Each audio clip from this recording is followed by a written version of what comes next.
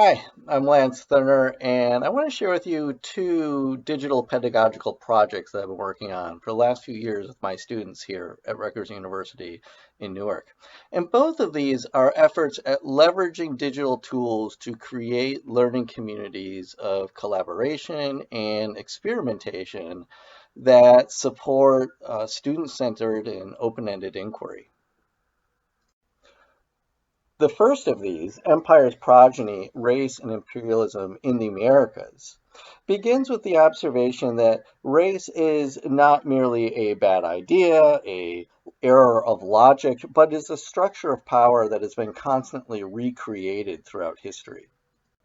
Students of my colonial Latin American history course study this by analyzing dozens of primary historical sources that speak to the great diversity of racial experience over 400 years of Spanish and Portuguese imperialism in the Americas.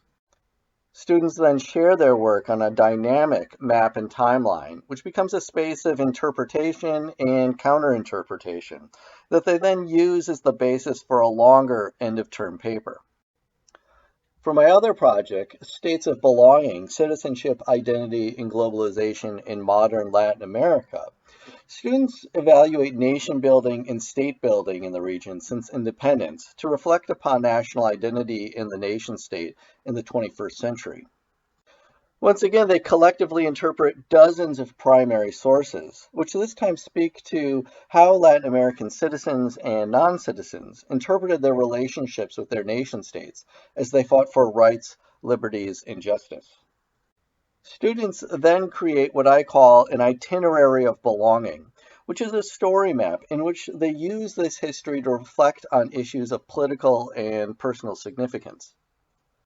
These are far from complete for this semester, but for instance, in this example, Nasreen begins by considering the Black Lives Matter movement in the USA currently, and then moves on to the history of scientific racism in Brazil.